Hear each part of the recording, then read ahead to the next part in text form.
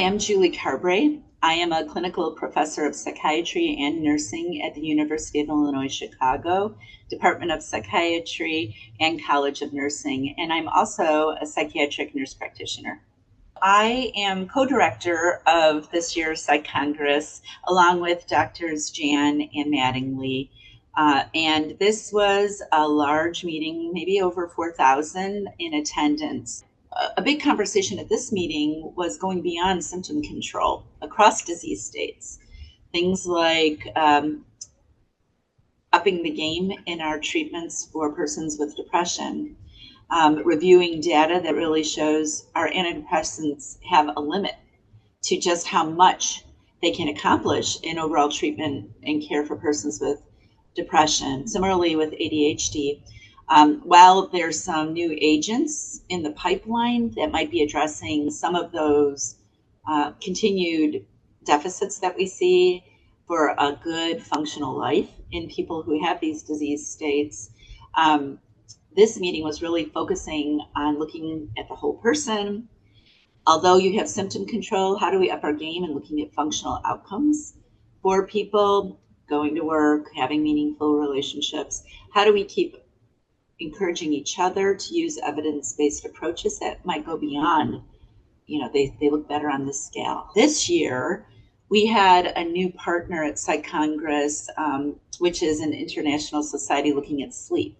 And so we had several offerings this year, and this was something new, to really address sleep and sleep regulation across normal populations and across disease states that we care about. We had several speakers who could speak on anything from cognitive behavioral approaches to digital, they're calling them digital therapeutics, or basically apps that help persons to be able to address and learn new techniques that are adjunctive to what we do in clinic settings. And then new mechanisms of action that are showing some promise beyond restoring sleep to actually also improve things like anxiety and depression. Hello, my name is Christoph Correll. I'm professor of psychiatry and molecular medicine at the Zucker School of Medicine at Hofstra Northwell in New York.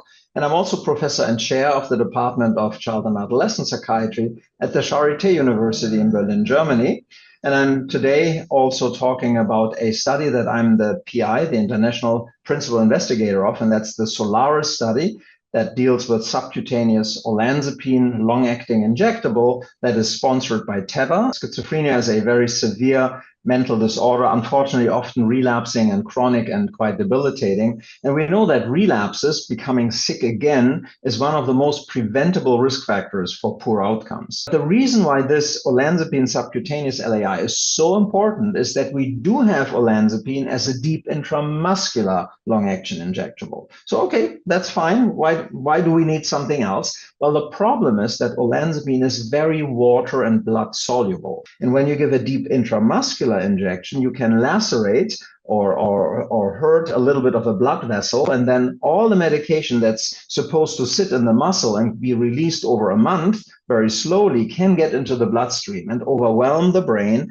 and people can then become very sleepy and stop potentially even breathing, which is why they need to be observed for 3 hours after the injection.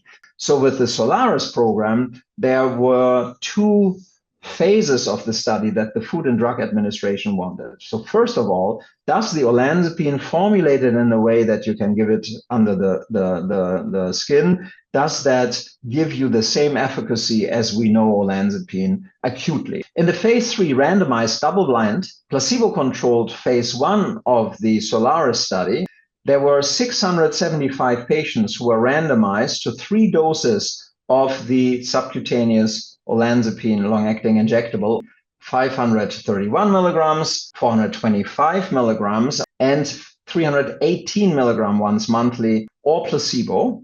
And these patients were then followed for 8 weeks, and there was a significant improvement in all 3 doses with more than 20 to 22 point reduction from the baseline PANSS, or positive and negative syndrome scale score, and around 10 or less points with placebo.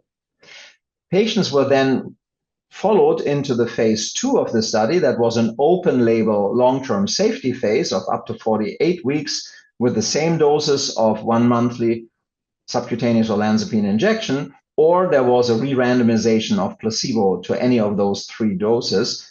In the total PAN score, there was further improvement of about 7 points over that period of time.